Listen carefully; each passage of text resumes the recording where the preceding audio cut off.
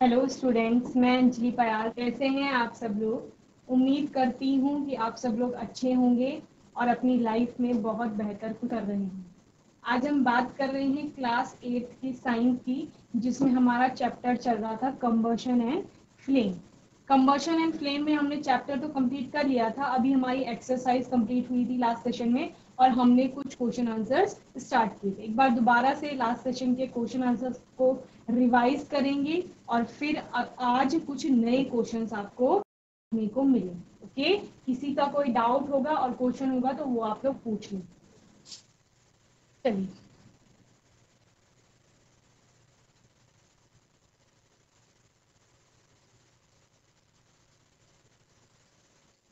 तो आपके एमसीक्यूज हो गए थे। 15 एमसीक्यूज आपने देखे थे, जिनके करेक्ट आंसर्स मैंने आपको बता दिए थे। आपको लास्ट सेशन में आपको होमवर्क में ये मैच द कॉलम दिया था और फिलअप्स हमारे हुए थे। साथ ही हमने लास्ट सेशन में ट्रू फॉल्स देखे थे। तो होपफुली सभी ट्रू फॉल्स और आपका फिलअप्स आपको अच्छे से समझ में आ गए होंगे। ये आपके ट्रू फॉल्स के स्टेटमेंट्स आपको दी गई थी, जहां पर आपको बताना था कि जो गिवन स्टेटमेंट है, जो कथन आपको दिया गया है, वो सही है या गलत है। ठीक है, एक बार दोबारा मैं आपको वही रिपीट करा देती हूँ। फर्स्ट है आपका, food is a fuel for our body. तो जिस तरह से एक गाड़ी को चलाने के लिए, किसी व्हीकल को चलाने के लिए आपके फ्यूल की जरूरत होती है। फ्यूल क्या हो सकता है? पेट्रोल, डीजल, सीएनजी, कुछ भी हो सकता है, उसकी आवश्यकता होती है। वैसे ही इस बॉडी को अपना व्हीकल मान लो, तो इसको चलाने के लिए भी एक फ्यूल की आवश्यकता है। और वो फ्यूल क्या है? हमारा फूड है। जो खाना हम खाते हैं वो फ्यूल की तरह काम करता है बॉडी के लिए। तो इस स्टेटमेंट आपका कैसा हो जाएगा? ट्रू हो जाएगा। ओके, नेक्स्ट आपका स्टेटमेंट था second, burning of charcoal produces flame with 4 distinct zone. तो आपका क्या बता रहे हैं स्टेटमेंट में कि जो चारकोल होता है आपका, वो जब जलता है, ठीक है, जब कंबशन उसका होता है, दहन होता है, तो जलने पर फ्लेम यानी ज्वाला उत्पन्न करता है, जिसमें कि आपको अलग अलग 4 जोन दिखाई देते हैं। 4 तरह के जोन, आपको 4 तरह के क्षेत्र वहां पर ज्वाला के दिखाई देते हैं। तो हम आपने जब कंबस्टिबल नॉन कंबस्टिबल पढ़ा था, उसके बाद फ्लेम पढ़ा था, तो आपने कहा था कि कुछ चीजें कंबस्टिबल तो होती हैं, लेकिन जब उनकी वेपर में वो कन्वर्ट नहीं होते हैं तो किसी भी प्रकार की फ्लेम वहां पर उत्पन्न नहीं होती है, ज्वाला नहीं बनती है। और उसमें आपने चारकोल और कोल का एग्जाम्पल देखा कि लकड़ी से बनने वाला जो कोयला होता है, वो कोयला जब जलता है तो उसमें किसी भी प्रकार की ज्वाला, या अगर सिंपल लैंग्वेज में कहा जाए तो आग नहीं निकलती है, सिर्फ उसमें चमक दिखाई देती है कि हाँ वो जल रहा है। ठीक है, तो वो क्या हो गया आपका? जो फ्लेमेबल नहीं है, ठीक है, नॉन फ्लेमेबल आप यानी ज्वाला वो नहीं दे रहा है, तो चारकोल उसी में आता है। तो ये स्टेटमेंट में तो कहा गया है कि वो फ्लेम देता है, तो स्टेटमेंट कैसी हो जाएगी आपकी? फॉल्स हो जाएगी, गलत हो जाएगी। ठीक है, नेक्स्ट है, the fuel can be only liquid in nature. सिर्फ द्रव अवस्था में आपको ईंधन मिलता है, तो ऐसा नहीं है। सॉलिड में भी आप ईंधन को देखते हैं, जहां आप लकड़ी की बात करते हैं, कोक की बात करते हैं, तो वो सॉलिड फॉर्म होती है फ्यूल की। ठीक है, वहीं आपका गैसियस स्टेट में आप क्या बोल रहे थे? सीएनजी आपको मिलता है। ठीक है, तो वो गैस की फिजिकल स्टेट में आपको फ्यूल मिल रहा। ठीक है, तो इतना आपको समझ में आता है। तो सिर्फ लिक्विड स्टेट में फ्यूल नहीं है, तो ये वाला स्टेटमेंट भी आपका क्या हो जाएगा? फॉल्स हो जाएगा। ओके, नेक्स्ट स्टेटमेंट है, sun produces heat and light because of combustion. तो क्या कहा जा रहा है इस स्टेटमेंट में कि जो सूर्य से प्रकाश और ऊष्मा उत्पत्ति, ठीक है, सूर्य से गर्मी निकलती है, साथ ही उजाला होता है ना, प्रकाश उत्पन्न होता है, तो वो दहन के कारण होता है। तो ऐसा नहीं है, वहां पर दहन जैसी कोई प्रक्रिया नहीं हो रही है, वहां पर अलग से नाभिकीय अभिक्रियाएं होती हैं, जिसकी वजह से क्या होता है? हीट और जो आपका लाइट है वहां पर बनती है या उत्पन्न होती है। और ये भी स्टेटमेंट आपका फॉल्स है, क्योंकि इसमें लिखा गया है कि कंबशन के कारण सूर्य से क्या निकल रही है? हीट निकल रही है और लाइट वहां से आ रही है। ठीक है, it is easy to burn a piece of wood through match. ठीक है, तो क्या कह रहे हैं कि एक लकड़ी को जलाना मैच स्टिक से, माचिस की तीली से, वो आसान होता है? तो इतना आसान नहीं होता है, क्योंकि इग्निशन टेम्परेचर वहां पर देना पड़ता है। तो ये स्टेटमेंट भी फॉल्स हो जाएगी। नेक्स्ट है, soda acid fire extinguisher contains sodium bicarbonate plus dilute sulphuric acid. तो जो आपका सोडा एसिड के फायर एक्सटिंग्विशर्स होते हैं, आग बुझाने में काम आते हैं, तो वो किस किस से मिलकर के बने होते हैं, उसमें क्या क्या होता है, आपका सोडियम बाइकार्बोनेट होता है और आपका सल्फ्यूरिक एसिड होता है। तो स्टेटमेंट आपका ट्रू हो जाएगा। The inner central dark zone of a candle flame is the hottest region. तो ये भी आपका फॉल्स होगा, क्योंकि जो आपका इनर मोस्ट जोन ऐसा होता है उसका टेम्परेचर सबसे कम होता है। कोल्डेस्ट जोन भी आप उसे कहते हैं, क्योंकि वहां पर कंबशन नहीं हो रहा था और वो डार्क जोन होता है। तो ये स्टेटमेंट भी आपकी फॉल्स हो जाएगी। ओके, नेक्स्ट स्टेटमेंट है आपका, the principle of all fire extinguisher is to cut off the air supply and to cool the burning substance below its ignition temperature. तो ये हमने पढ़ा था कि जब कहीं पर आग लग जाती है और वहां पर अगर आपको बुझाना है तो क्या क्या चीजें करेंगे, उस कंबस्टिबल सब्सटेंस का, जो चीज जल रही है, उसका इग्निशन टेम्परेचर कम किया जाएगा। तो इग्निशन टेम्परेचर से कम अगर तापमान जा रहा है तो उसकी वजह से क्या होगा, आग नहीं लगी। ठीक है, तो इग्निशन टेम्परेचर से कम तापमान कैसे जाएगा, जब आप वहां पर जैसे पानी डाल के आप टेम्परेचर को क्या करते हैं, कम करते हैं। तो आग लग गई है कहीं पर तो वहां पर पानी डाल दिया जाता है। अब सब जगह आप पानी नहीं डाल सकते, जैसे हमने किसमें पढ़ा था, बिजली के कारण जो आग लगती है उसमें आप क्या करते हैं, पानी का यूज नहीं करेंगे। ठीक है, तेल के कारण जो आग लग रही है, तेल में अगर आग लगती है तो आप वहां पर पानी का यूज नहीं करेंगे। तो वहां पर आप क्या करने की कोशिश करेंगे, इग्निशन टेम्परेचर को किसी और विधि द्वारा कम करेंगे, या फिर एयर की सप्लाई को कट करेंगे, या ऑक्सीजन को पहुंचने से रोकेंगे। तो फिर आप क्या करते हैं, जैसे आपने बोला कि हम कंबल से कवर कर देंगे, या फिर ब्लैंक शीट होती है जो उससे कवर कर देंगे, या आपने कोई ढक्कन रख दिया वहां पर। ठीक है, तो ऊपर ऊपर से आप क्या बोल सकते हैं कि कवर करना है उस क्षेत्र को, और कवर करके क्या करेंगे, एयर की सप्लाई, ऑक्सीजन की सप्लाई को रोकना है। ठीक है, तो सारे जो आपके फायर एक्सटिंग्विशर्स होते हैं, अग्निशामक जिनको बोला जाता है, यानी आग बुझाने वाली चीजें, तो वो इसी प्रिंसिपल पे काम करती हैं कि एक, वो इग्निशन टेम्परेचर कम करेंगी, जो चीज जल रही है उसका ज्वलन ताप कम करेंगी, यानी टेम्परेचर को उस ज्वलन ताप से कम ले जाएंगे। अगर 70 डिग्री सेल्सियस किसी चीज का ज्वलन ताप है, 80 डिग्री सेल्सियस है, तो 70-80 से हमें नीचे तापमान ले जाना है, ताकि जो चीज जल रही है वो जलना बंद कर दे। ठीक है, दूसरा, एयर की सप्लाई को रोकेंगे, इनडायरेक्टली बोल रहे हैं ऑक्सीजन की सप्लाई को रोकेंगे, यानी जब ऑक्सीजन वहां तक नहीं पहुंच पाएगी तो आपका क्या होगा, वो चीज जलना बंद कर देगी। कंबशन की प्रक्रिया जो होती है, बर्निंग की प्रक्रिया होती है, वो ऑक्सीजन की प्रेजेंस में ही होती है। ऑक्सीजन नहीं रहेगी तो वो नहीं होगा। ठीक है, तो ये जो प्रिंसिपल बताए हैं यहाँ पे कि इस प्रिंसिपल में काम करते हैं आपके अग्निशामक, तो ये ट्रू है। ठीक है, सारे इसी पर काम करते हैं आपके।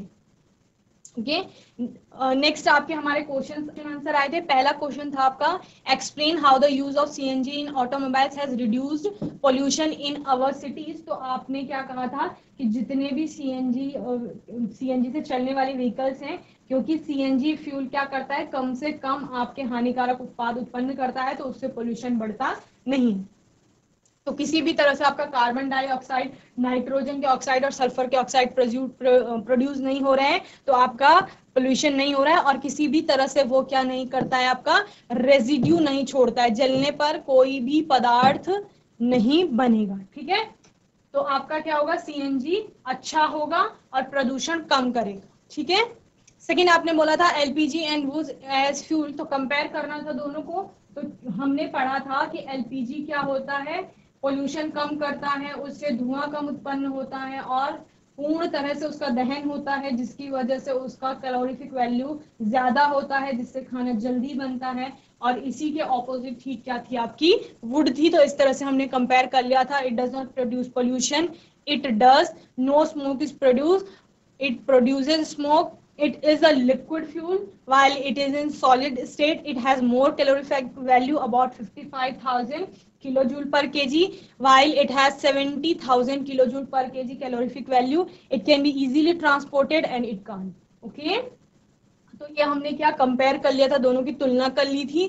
देन आपने रीजंस पूछे हैं, water is not used to control fire involving electric equipments. Electrical equipments में जब आग लग जाती है, बिजली से चलने वाले जितने भी आपके उपकरण हैं, जब उनमें आग लगती है तो उनको पानी से नहीं बुझाया जाता। क्यों? क्योंकि पानी आपका क्या होता है, एक अच्छा सुचालक होता है, किसका, बिजली का। तो जैसे ही आप पानी डालेंगे उसमें, तो उससे क्या होगा, बिजली कंडक्ट होगी पानी के थ्रू। ठीक है, यहाँ पर आग लग गई है किसी बिजली के इक्विपमेंट में, उपकरण में, और आप यहाँ से पानी डाल रहे हैं सपोज, यहाँ से पानी डाल रहे हैं किसी चीज से, तो अभी इलेक्ट्रिसिटी यहाँ पर है, जो बिजली है आपकी वो यहाँ पर है, और जैसे ही पानी में भी बिजली चलना शुरू कर देगी तो यहाँ पर जो पर्सन पानी डाल रहा है उसको क्या लग जाएगा, शॉक लग जाएगा, ठीक है, झटका लगेगा उसे बिजली का। तो इसीलिए जो आपका क्या होता है, बिजली से चलने वाले उपकरण होते हैं, जब उनमें आग लगती है तो पानी से आग नहीं बुझाई जाती। ओके, तो आप ऐसा कहीं पर देखेंगे कि बिजली से आग लग रही है तो वहां पर पानी का यूज नहीं करेंगे, पानी डाल के आग नहीं बुझाएंगे। ओके, वो आपके लिए बहुत ज्यादा क्या हो सकता है, डेंजरस हो सकता है। सेकेंड आपका LPG is a better domestic fuel than wood. तो हमने जब कंपेयर किया था तो हमने देखा था कि एलपीजी हर एक तरह से क्या है, बेटर है, किससे, वुड से, लकड़ी से। क्यों? क्योंकि ये आपका कैलोरीफिक वैल्यू ज्यादा है, तो खाना अच्छे से और जल्दी से पकेगा। और आप क्या बोल रहे हैं साथ ही कि चूंकि ये लेस पॉल्यूटेंट बनाता है आपके, या बहुत कम इससे हानिकारक उत्पाद निकलते हैं, तो इससे पोल्यूशन नहीं होगा, ठीक है, और किसी भी तरह का आपका धुआं वगैरह ऐसे रेजिड्यूज से नहीं निकलते हैं। तो ये हर तरह से क्या होगा, आपका अच्छा होगा। सी आपका था paper by itself catches fire easily whereas a piece of paper wrapped around an aluminium pipe does not. तो इसमें हमने क्या पढ़ा था कि जो पेपर है जब उसको डायरेक्ट हीट दी जा रही है, या आप जैसे माचिस जला के पेपर के पास लेके जाएंगे, तो वहां पर वो एकदम से आग को पकड़ लेता है और जलना शुरू कर देता है, ठीक है, क्योंकि वहां पर उसको इग्निशन टेम्परेचर मिल रहा है। जबकि जब आपका क्या हो रहा है, उसी पेपर को किसी एल्यूमिनियम पाइप के अंदर रैप कर दिया है, तो उस आपका जो हीट मिल रही है वो एल्यूमिनियम के पाइप को मिल रही है। चूंकि पेपर आपका अंदर है तो उसको उतनी हीट नहीं मिल पा रही है, ठीक है, जितनी हीट है वो आपका पाइप जिस मटेरियल से बना है, एल्यूमिनियम से बना है, तो वो एल्यूमिनियम अब्सॉर्ब कर रहा है उस हीट को। ओके, तो पेपर तक वो हीट नहीं पहुंच रही है, उतना इग्निशन टेम्परेचर तक टेम्परेचर नहीं जा रहा है, तो आपका पेपर जलेगा नहीं। ओके, तो इसका रीजन ये था। ओके, नेक्स्ट आज का क्वेश्चन है आपका, make a label diagram of a candle flame.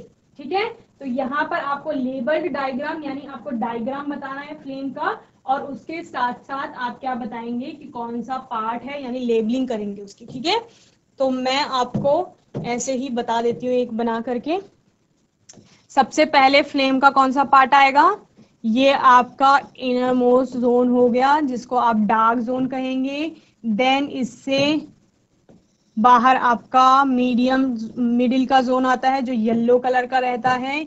इससे बाहर आपका रेड कलर का जोन होता है। देन आप क्या कहते हैं कि जो फ्लेम सबसे बाहर का जोन होगा वो कैसा होगा, आपका ब्लू कलर का होगा। लेबलिंग करने के लिए कहा जाएगा तो लेबलिंग में आप क्या कहेंगे, ये आपका सबसे आंतरिक क्षेत्र हो गया, ठीक है, जिसको आप इनर मोस्ट कहेंगे, जोन और पार्ट। ठीक है, देन आपका ये मध्य का भाग हो गया, मध्य क्षेत्र, और आप क्या बोल सकते हैं इसको, मिडिल पार्ट। ओके, देन आपका क्या आएगा, ये बाह्य क्षेत्र आता है, और जिसको आप क्या कहते हैं, आउटर मोस्ट जोन। ओके, वहीं आप क्या बोलते हैं, जो ये मध्य क्षेत्र है आपका, ये कैसा होता है, दीप्त क्षेत्र भी होता है, जहां पर क्या होता है आपका आंशिक दहन होता है, अनबर्न कार्बन पार्टिकल यहीं पर प्रोड्यूस होते हैं। इसी मध्य क्षेत्र की बात कर रहे हैं। वही जो आपका बाह्य क्षेत्र होता है वो कैसा होता है, अदीप्त क्षेत्र होता है, यानी नॉन ल्यूमिनस जिसे कहा जाता है वो होता है, और पूर्ण दहन होता है यहाँ पर।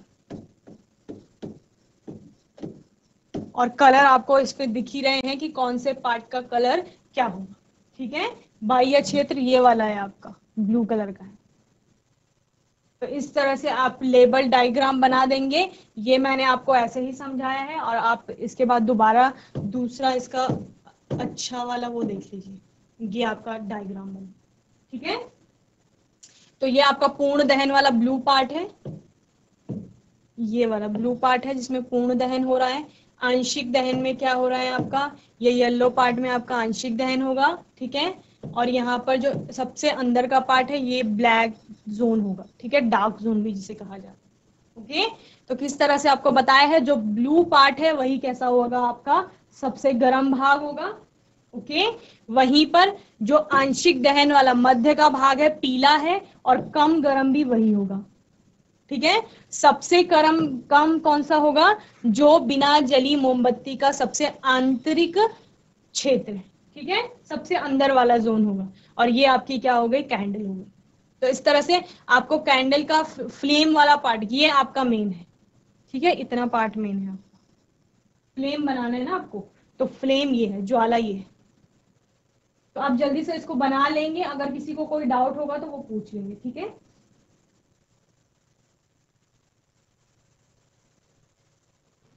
चलिए फिफ्थ क्वेश्चन है आपका, name the unit in which the calorific value of a fuel is expressed. तो ये क्वेश्चन आपका कई बार आ चुका है, तो आपको पता है कि कैलोरीफिक वैल्यू है क्या, हीट की वैल्यू। ठीक है, और हम कब कह रहे थे कि कब आपका कैलोरीफिक वैल्यू हीट के इक्वल हो जाएगा, जब आप मास उसका 1 किलोग्राम लेते हैं। ठीक है, तो 1 किलोग्राम अगर आप ये उसके जलने पर जितनी हीट प्रोड्यूस होगी किलो जूल में, वो क्या है आपका कैलोरीफिक वैल्यू के इक्वल हो जाएगा।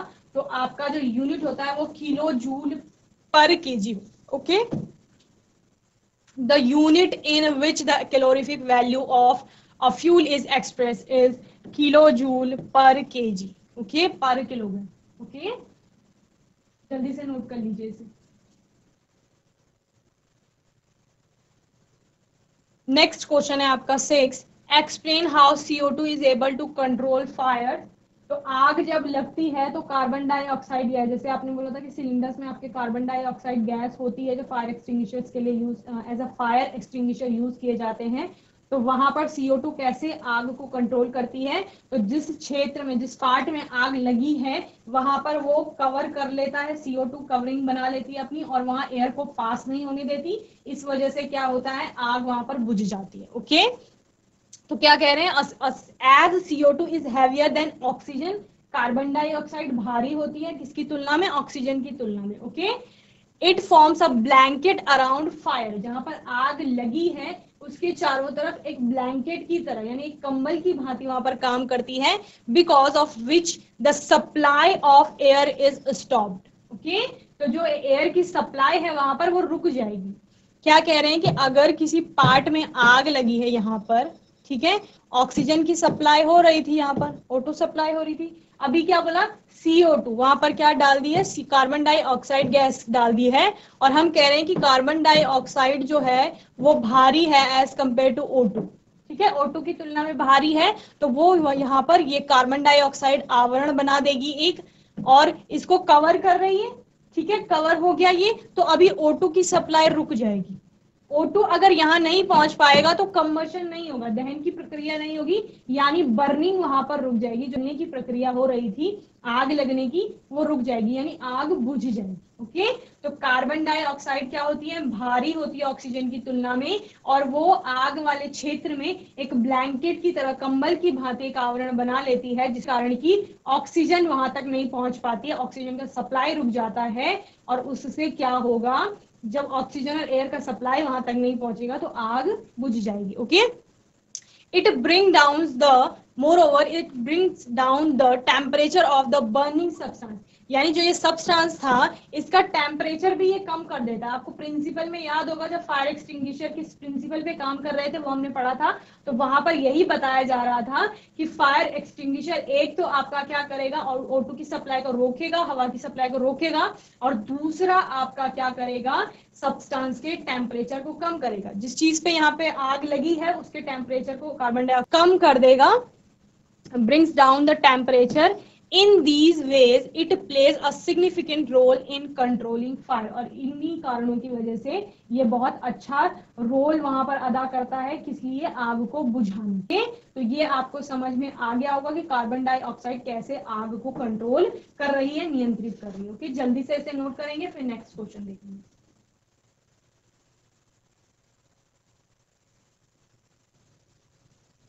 क्वेश्चन नंबर 7 है आपका, it is difficult to burn a heap of green leaves but dry leaves catch fire easily extinct.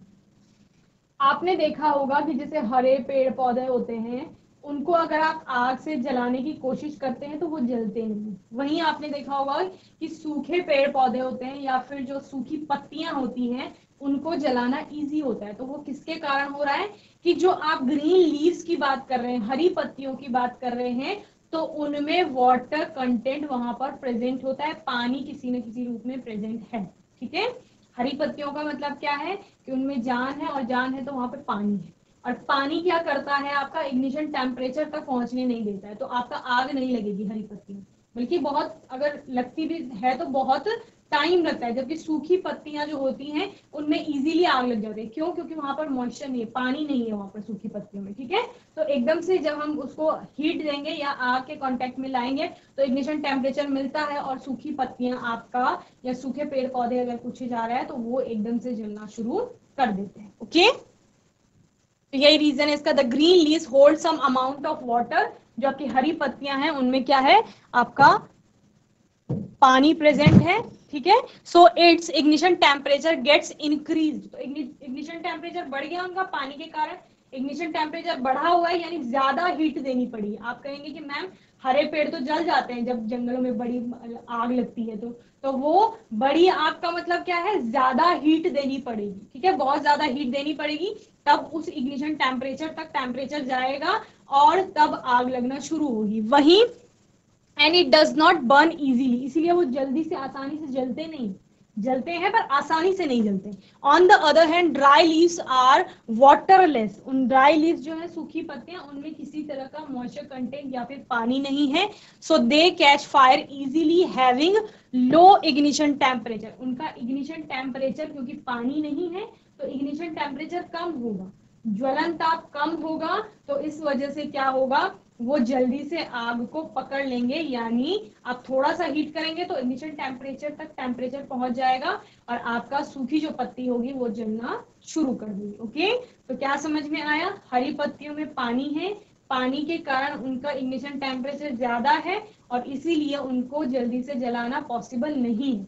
वहीं पर ड्राई लीव्स की बात की जा रही है तो उनमें वाटर नहीं है, पानी नहीं है, तो उनका इग्निशन टेम्परेचर कम होता है, तो वो आसानी से जलने लगता है। ओके, जल्दी से नोट करेंगे, फिर नेक्स्ट क्वेश्चन देखिए।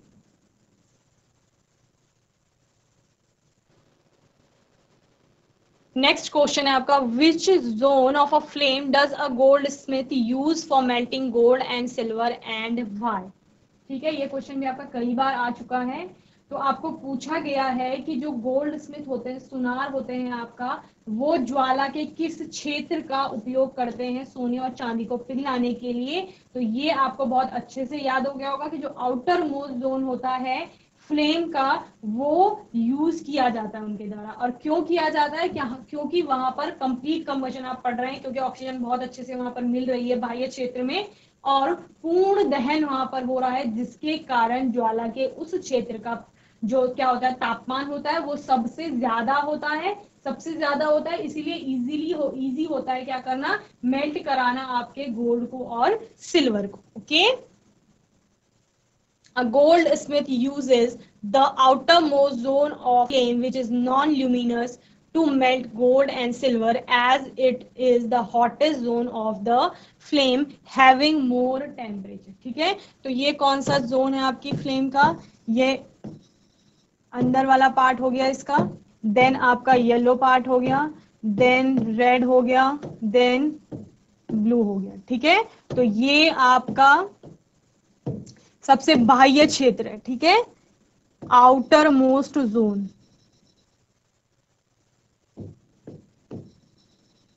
ठीक है, और क्या है, ब्लू कलर का है, नीले कलर का पार्ट है ये, और कैसा है, नॉन ल्यूमिनस है, जिसको आप अदीप्त भी कह रहे थे, नॉन ल्यूमिनस जोन है।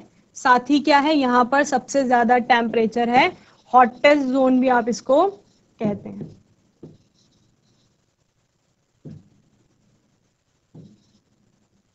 ओके, ये जो ब्लू कलर का आपको दिख रहा है फ्लेम समझ लीजिए इसको। ठीक है, तो ये फ्लेम का आउटर मोस्ट जोन है, ब्लू नॉन ल्यूमिनस होगा। ठीक है, अदीप्त क्षेत्र होगा क्योंकि कंप्लीट कंबशन हो रहा है।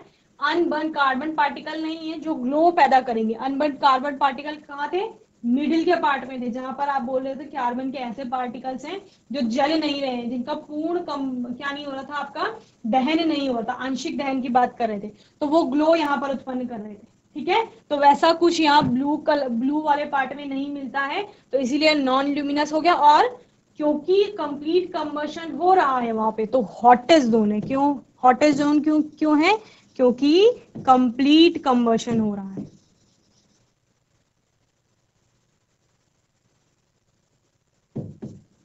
और इन्हीं कारणों की वजह से जो आपका गोल्ड स्मिथ होता है वो क्या करता है, इस जोन को यूज करता है। ठीक है, तो इसको जल्दी से नोट करेंगे, फिर अपना नेक्स्ट क्वेश्चन देखेंगे।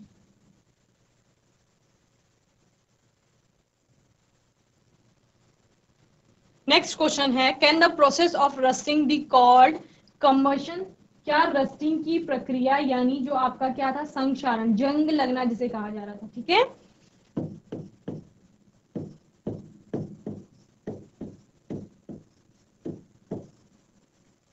इस प्रक्रिया को आप कंबशन में रख सकते हैं। तो आपको याद होगा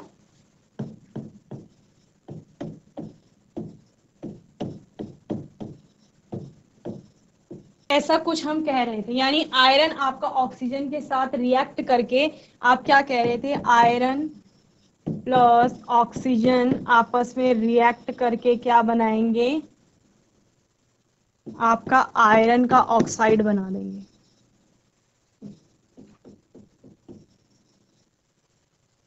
ठीक है, ये आयरन का ऑक्साइड बन जाएगा आपका, और ये आयरन का ऑक्साइड क्या होगा, एक तरह से रस्ट है। ठीक है, जो लोहे पर जंग लग रही थी, लोहे का संक्षारण हो रहा था, लोहे को जब बहुत टाइम तक खुला छोड़ दिया जाता है एनवायरनमेंट में, तो उसमें क्या होता है, ऑक्सीजन वहां पर रिएक्ट कर जाती है, ऑक्सीजन कंबाइन होती है और आयरन का ऑक्साइड बना देती है। ठीक है, तो ये क्या है, आपका कंबशन की प्रक्रिया हो रही है वहां पर भी एक तरह से, समझ गए? क्योंकि ऑक्सीजन जुड़ रही है, ऑक्सीजन का जुड़ना ही तो आप क्या कह रहे हो कि वहां पर कंबशन में भी ऑक्सीजन चाहिए आपको, तो यहाँ भी ऑक्सीजन जुड़ रही है, आयरन का ऑक्साइड आपका बोल रहे हैं, और क्योंकि धीरे धीरे आपका वहां पर क्या होती है, आपकी हीट भी वहां पर निकलेगी, तो इस रिएक्शन के कारण इसको स्लो कंबशन भी कहा जाता है। ओके,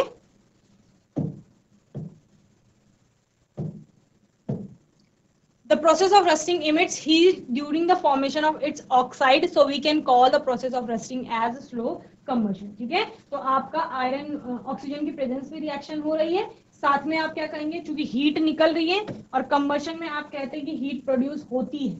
ठीक है, दहन की प्रक्रिया में ऑक्सीजन जुड़ेगी, लेकिन साथ साथ हीट और लाइट प्रोड्यूस होती है, तो इस केस में भी हीट निकल रही है जंग लगने की प्रक्रिया में, तो आप क्या कहेंगे, चूंकि यहाँ पर ऊष्मा उत्पन्न हो रही है, तो यह एक प्रकार का दहन है, लेकिन किस प्रकार का दहन है, धीमा दहन है, यानी स्लो कंबशन है। तो कभी कभी पूछा जाता है कि रस्टिंग किस प्रकार का आपका, तो आप क्या कहेंगे, स्लो कंबशन। ओके, जल्दी से नोट करेंगे, फिर आगे देखेंगे। तो यहाँ पर इस क्वेश्चन के साथ आपका ये चैप्टर यहाँ पर समाप्त होता है। ठीक है, होपफुली आपको कंबशन एंड फ्लेम बहुत अच्छे से समझ में आया होगा। इसमें फ्लेम आपका बहुत ज्यादा इंपॉर्टेंट है। अगर आप कोई भी एग्जाम, आपका क्लास का एग्जाम हो गया, यूनिट टेस्ट हो गया, किसी भी प्रकार का एग्जाम दे रहे हैं, तो आपको फ्लेम के बारे में वहां पे जरूर पूछा जाता है। और जो क्वेश्चन आपको बार बार रिपीट हुआ है कि गोल्ड स्मिथ कौन से जोन का यूज करते हैं, आपका ल्यूमिनस जोन कौन सा होता है, नॉन ल्यूमिनस जोन कौन सा होता है, हॉटेस्ट जोन कौन सा है, कोल्डेस्ट जोन कौन सा है, तो वो क्वेश्चन वहां पर आते हैं। कैलोरीफिक वैल्यू से क्वेश्चन आता है कि कैलोरीफिक वैल्यू आपकी होती क्या है, कैलोरीफिक वैल्यू आपका क्या बताती है, साथ ही साथ आपका फ्यूल एफिशिएंसी किस टर्म में आप बताते हैं। तो फ्यूल एफिशिएंसी कैसे बताते हैं, कैलोरीफिक वैल्यू की टर्म में बताते हैं। ठीक है, जिसकी कैलोरीफिक वैल्यू ज्यादा होगी उसकी फ्यूल एफिशिएंसी क्या होगी, ज्यादा। ओके, साथ ही आप क्या बोलते हैं वहां पर कि जो आपका कैलोरीफिक वैल्यू का जितना ज्यादा कंपेयर करेंगे ना, आप दो फ्यूल्स को कंपेयर करेंगे, कंपेयर करके जिसकी कैलोरीफिक वैल्यू ज्यादा, उसका वो ज्यादा दक्ष ईंधन होगा। ओके, साथ ही कंबस्टिबल, नॉन कंबस्टिबल आपको पूछा जाता है कि कंबस्टिबल सब्सटेंस इनमें से कौन सा होगा, यानी जलने योग्य कौन सा होगा। तो आपको पता है कि कौन कौन सी चीजें जलती हैं और कौन कौन सी चीजें नहीं जलती, तो आप कंबस्टिबल और नॉन कंबस्टिबल को भी क्या कर सकते हैं, कंपेयर कर सकते हैं। फ्यूल के बारे में आपने इससे पहले जो चैप्टर पढ़ा था उसमें बहुत अच्छे से पढ़ा है। तो यहाँ पर अगर फ्यूल का कोई भी क्वेश्चन आता है कि कौन सा फ्यूल आपका लिक्विड स्टेट में है, कौन सा सॉलिड स्टेट में है, कौन से गैसेस स्टेट में है, तो वो भी आप बता ले जाएंगे। साथ ही जब फ्यूल को कंपेयर करने के लिए भी पूछा जाता है कि जैसे एलपीजी और वुड को आपने कंपेयर किया है और सीएनजी के साथ साथ किसी अलग फॉसिल फ्यूल को आपने कंपेयर किया है, तो वहां पर भी आप वो क्वेश्चन कर ले जाएंगे। साथ ही जो आपकी एसिड रेन होगी वो किसके कारण हो रही है, आपका ग्लोबल वार्मिंग के लिए कौन सी गैस वहां पर क्या पढ़ी आपने, वो आप बताएंगे। तो इतने क्वेश्चंस आपको अच्छे से आ गए होंगे। कंबशन क्या था आपका, कंबशन कुछ नहीं है, ऑक्सीजन की प्रेजेंस में कोई कंबस्टिबल पदार्थ जो है, कंबस्टिबल सब्सटेंस जो है, जो जल रहा है और जलने के बाद हीट और लाइट को प्रोड्यूस कर रहा है, आपका ऊष्मा और प्रकाश को, तो वही क्या है, दहन की प्रक्रिया। ठीक है, दहन आपने अलग अलग प्रकार से देखा था। रैपिड कंबशन, तीव्र जहां पर दहन हो रहा था, आपने क्या बोला कि जलता है कोई चीज, जलने के बाद बहुत ज्यादा ऊष्मा और प्रकाश उत्पन्न करेगा, तो वो तीव्र दहन होगी। स्वतः दहन में आपने क्या बोला, अपने आप जलना शुरू करेंगी, वो स्वतः दहन है। और तीसरा क्या बोला था आपने, विस्फोट यानी एक्सप्लोजन। जब दहन की प्रक्रिया एक ध्वनि के साथ होगी तो उसको क्या कहा जाएगा, विस्फोट कहा जाएगा। ओके, तो यहाँ तक आपको अच्छे से समझ में आ गया होगा ये चैप्टर। पूरी तरीके से एक्सरसाइज कर ली थी हमने, क्वेश्चन आंसर भी कर लिए। ठीक है, अभी भी किसी भी बच्चे का कोई भी डाउट होगा तो वो आप नेक्स्ट सेशन में पूछ लेंगे। ओके, तब तक के लिए आईसीटी वर्चुअल क्लास से जुड़ने के लिए धन्यवाद।